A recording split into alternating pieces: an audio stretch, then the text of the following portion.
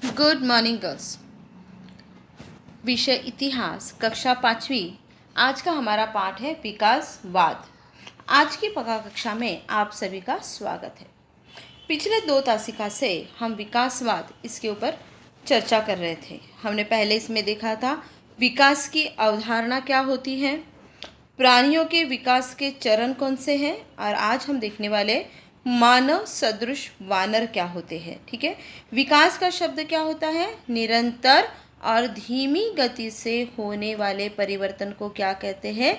विकास ऐसा कहते हैं। हमने डायनासोर के बारे में पढ़ा था कि जो प्राणी प्रकृति के अनुसार अपने आप को ढालने में सक्षम रहे, उनकी हमने देखा कि उन्नति होती गई। पर डायनासोर ऐसे विशालकाय, ऐसे बड़े प्राणी थे कि जो प्रकृति के साथ बदलने में असमर्थ हुआ करते थे। इसलिए उनकी जो जाति है वो क्या होने नष्ट होने लगी। पंख वाले डायनासोर के अश्मीभूत अवशेष भी हमें पाए गए हैं और पंख युक्त डायनासोर की कुछ प्रजातियां भी विकसित हुई। उनमें से कुछ पक्षी हुए, जो हम विशालकाय पक्षी अगर हम देखते हैं तो वो एक डायनासोर का ही भाग हम देखते हैं।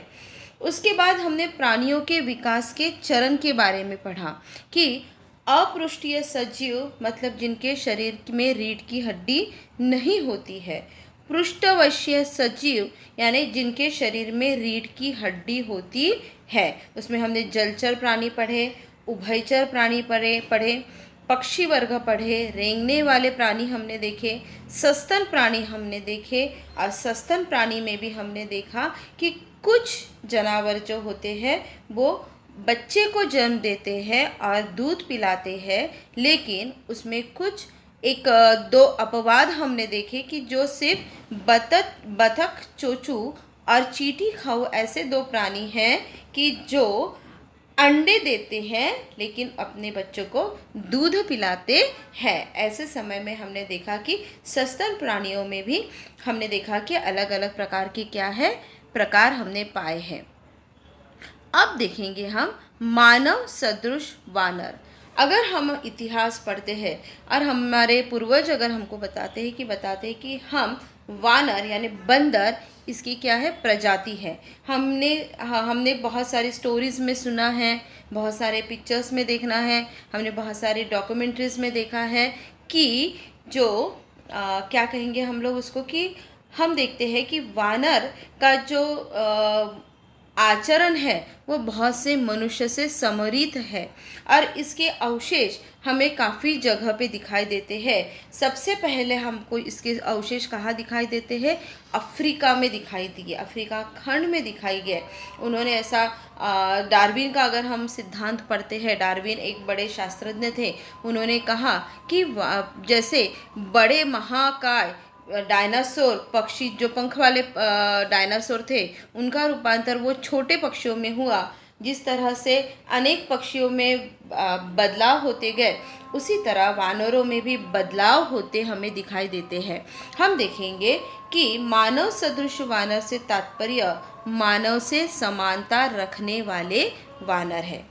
इसी को ऐप बंदर भी कहते हैं।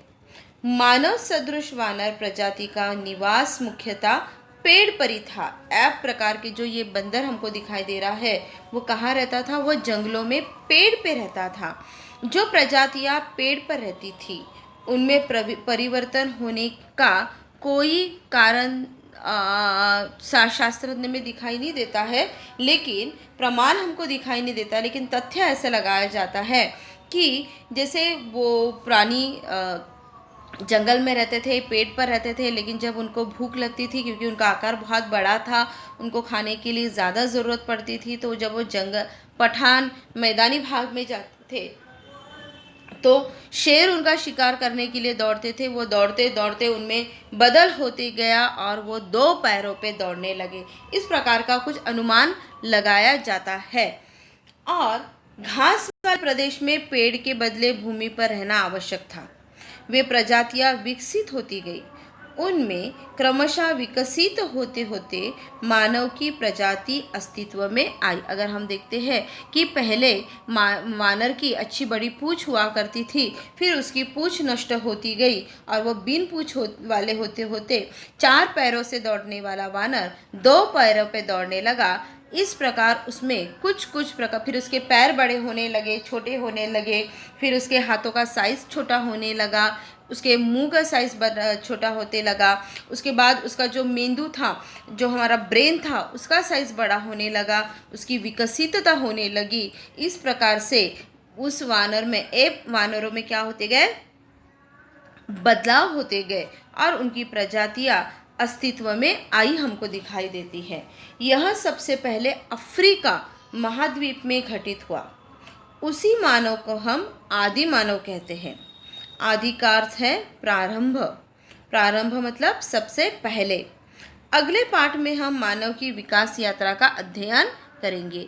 इस प्रकार हम देखते हैं कि मानव का विकास होते गया। और ये जो चित्र मैंने बताया है, ये चित्र आपको अपनी कॉपी में निकालना है, ठीक है। और अगले तासिका में हम लोग इसके प्रश्न उत्तर देखेंगे, स्वाध्याय देखेंगे और उस द्वारा हम अगले तासिका की तैयारी करेंगे। धन्यवाद।